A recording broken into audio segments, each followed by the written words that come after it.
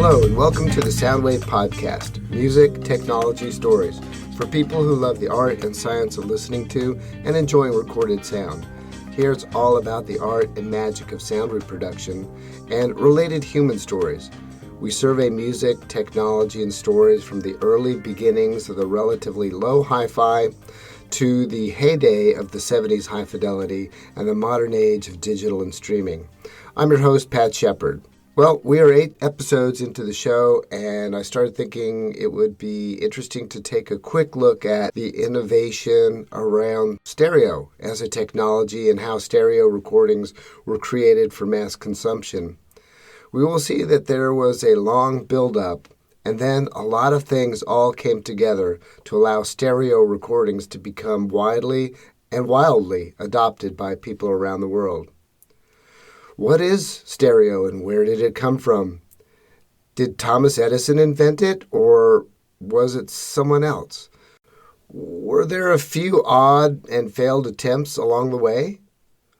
When was the first mass-produced record created? This episode gets you the details and insights into how stereo recordings were innovative, created, produced, and distributed. So let's get started. As I researched this topic, it became clear that several factors had to come together to get to where we are now, with stereo recordings being the norm and the future of recording possibly going way beyond that. So give a listen to my episode on spatial audio.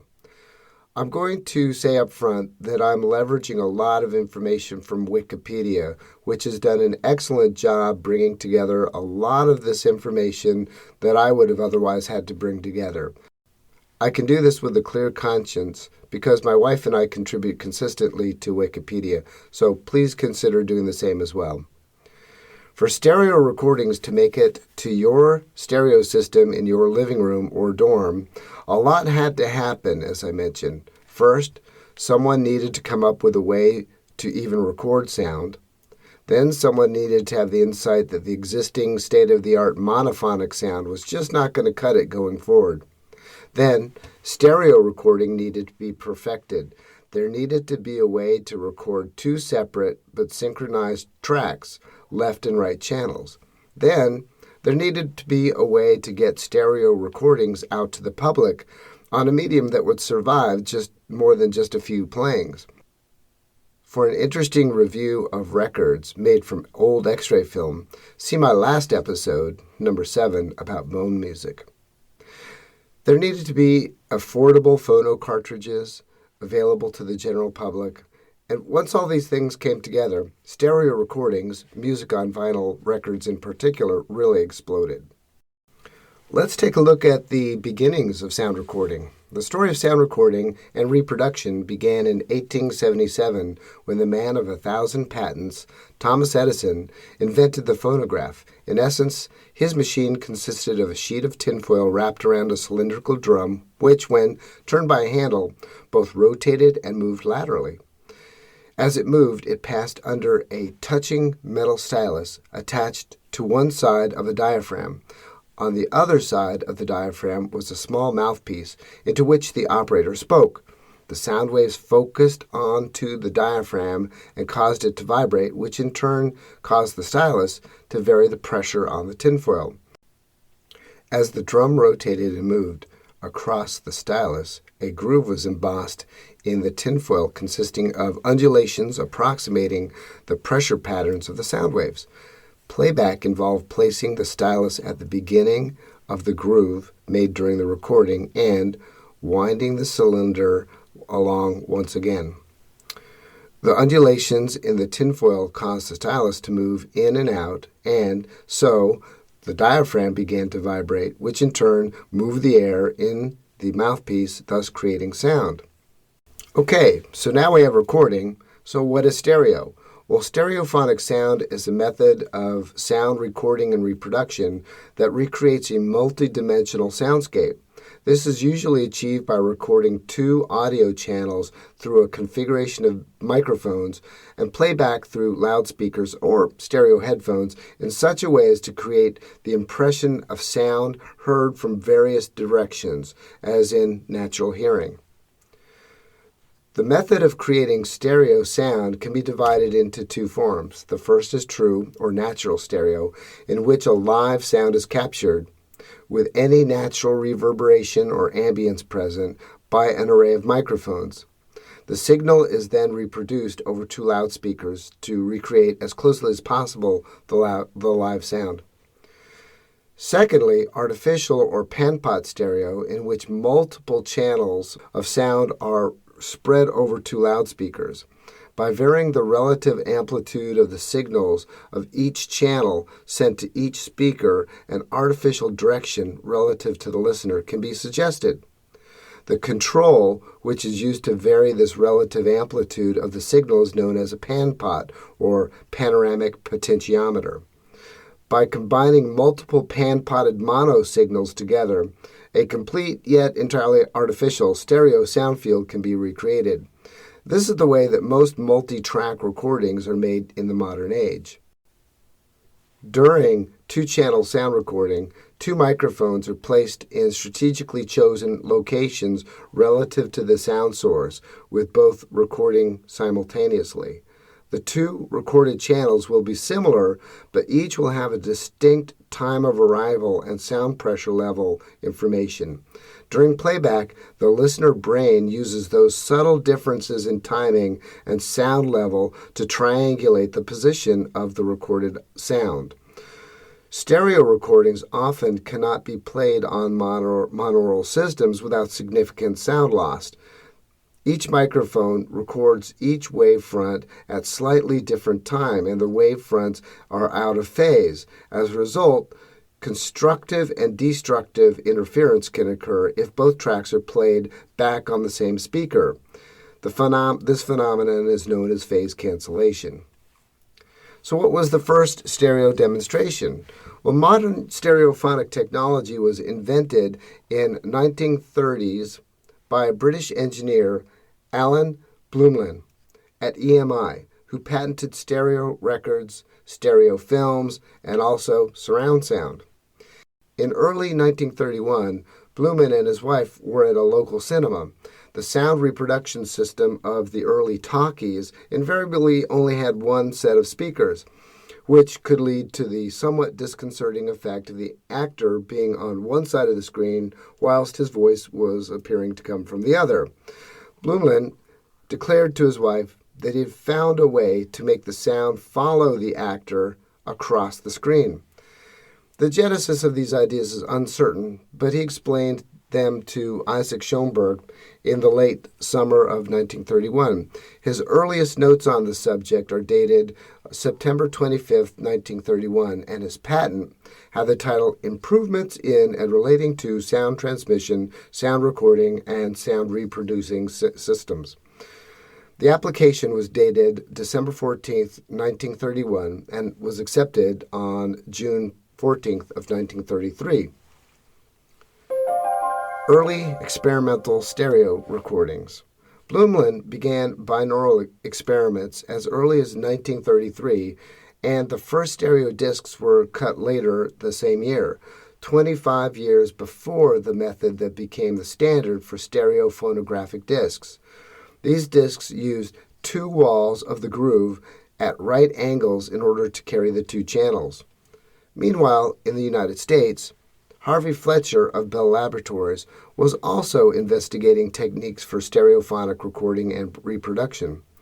One of the techniques investigated was the wall of sound, which used an enormous array of microphones hung in a line across the front of an orchestra. Up to 80 microphones were used, each fed a corresponding loudspeaker placed in an identical position in a separate listening room. Several stereophonic test recordings using two microphones connected to two styli cutting two separate grooves on the same wax disc were made with Leopold Stokowski and the Philadelphia Orchestra at Philadelphia's Academy of Music in March 1932. The first, made on March 12, 1932, of Scriabin's Prometheus, Poem of Fire, is the earliest known surviving intentional stereo recording. Edison had been recording in a hill and dale or vertically modulated format on his cylinders and discs since 1877. and Berliner had been recording in a side-to-side or lateral format since shortly thereafter.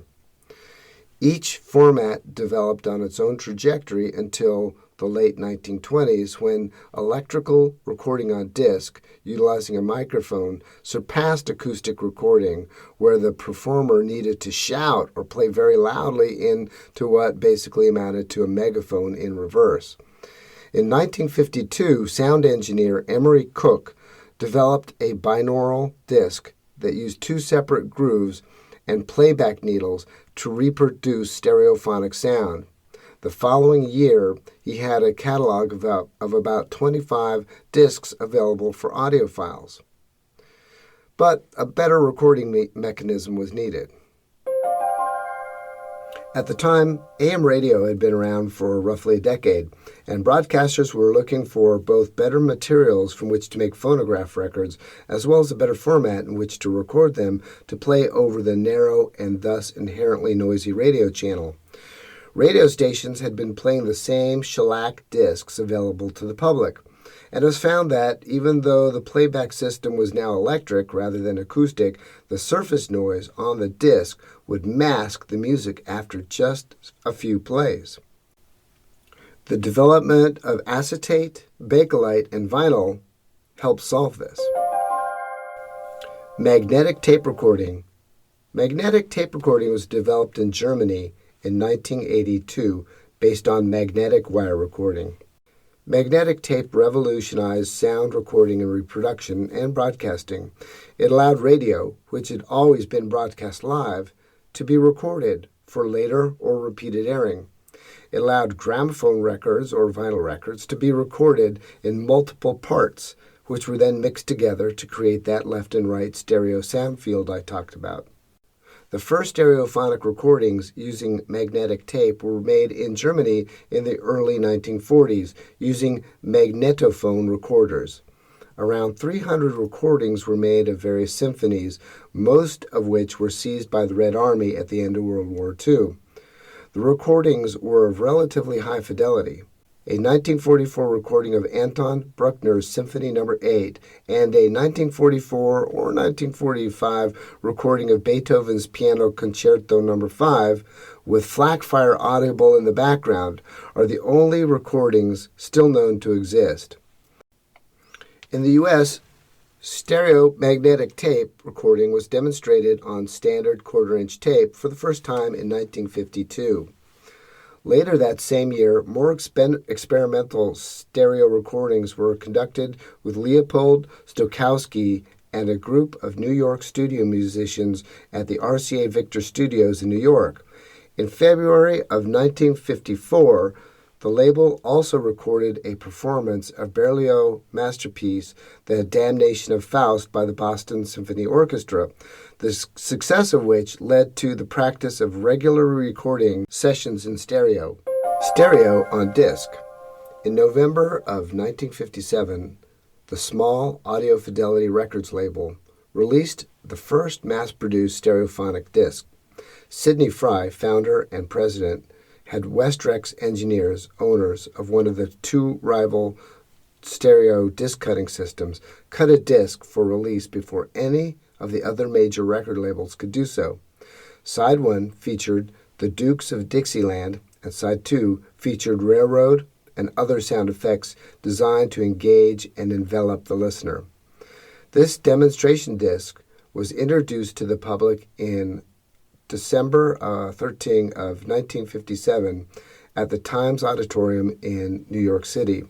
Only 500 copies of this initial demonstration record were pressed, and 3 days later, Fry advised Billboard magazine that he would send a free copy to anyone in the industry who wrote to him on company letterhead. The move generated such a great deal of publicity that early stereophonic record dealers were forced to demonstrate Audio Fidelity records. Also, in December of 1957, Bel Canto Records, another small label, produced its own stereophonic demonstration disc on multicolored vinyl so that the stereo dealers could have more than one choice for demonstration. with the supplied special turntables featuring a clear platter lighted from underneath to show off the color as well as the sound. The stunt worked even better for Bel Canto, whose roster of jazz, easy listening, and lounge music pressed onto their trademark Caribbean Blue vinyl sold well throughout 1958 and into 1959. Affordable cartridges ushered in the age of stereo records. When Audio Fidelity released its stereophonic demonstration disc, there was no affordable magnetic cartridge on the market capable of playing it. After the release of other demonstration discs, the other key factor in the popularity of stereo discs was the reduction in price of a stereo cartridge for playing these discs from $250 to $29.95 in June 1958. The first 4 mass-produced stereophonic discs available for buying for the public were released in 1958.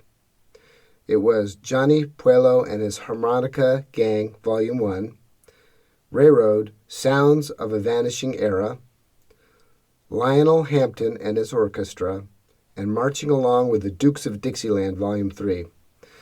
By the end of March, the company had released 4 more stereo LPs, interspersed with several by Bel Canto releases. Although both monaural as well as stereo LP records were manufactured for the first 10 years of stereo on disc, the major labels issued their last monaural albums in 1968, relegating the format to 45 RPM singles, flexidiscs, and radio promotional materials, which continued until about 1975. So that brings us to today. I bought my first vinyl record at a store something like Waxy Maxy's in the early 1970s. Embarrassingly, I think it was the Bay City Rollers. Now, vinyl records are still at the center of my vintage stereo system, but my tastes have elevated, and I now have many audiophile recordings in my collection. I posited in a recent episode that Apple's adoption and release of an ever-growing library of lossless and spatial audio on Apple Music may mean that traditional stereo may be eclipsed in years to come by recordings where it's not just left and right, as in normal stereo, but sound can be positioned anywhere, up, down, left, right, front, back, in a spatial panorama. No matter, for me, I will embrace this new age of lossless and spatial audio willingly, but always love the journey that led us to having stereo records in our collections in the 1960s, 70s, and 80s, and beyond, as well as to love the tactile sensation of opening up that vinyl record, putting it on the turntable, sitting back to enjoy it on my vintage Pioneer system as I appreciate the artwork, the lyrics, and the liner notes printed on the LP's jacket. That's what hi-fi is all about. Today, I did a deep dive into the history of sound recording and how stereo records came into being and into your record collection. Please visit my website, thesoundwaveshow.com, for links to materials that were used in this article. Thanks for tuning in, and stay tuned for the next episode. All content, except where noted, is copyright Pat Shepard and thesoundwaveshow.com. The theme song is something I put together in GarageBand. See you next time.